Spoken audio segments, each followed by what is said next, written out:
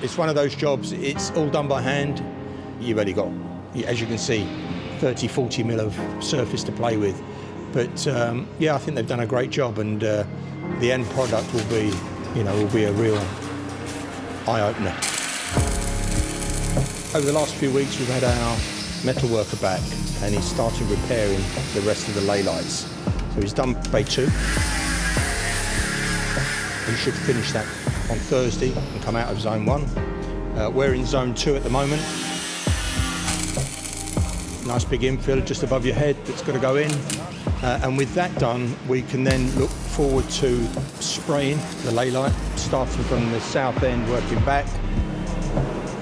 We did bay 1, which was our benchmark, and that got signed off. It turned out really well. I'm really pleased with it. And I think there was a bit of apprehension at first, colour-wise, if we'd got the colours right. But I think overall, the final finish impressed. Heritage were really pleased with it. And we've just progressed with high-level services, as you can see, lighting, ducting, sprinkler pipework's just going in now.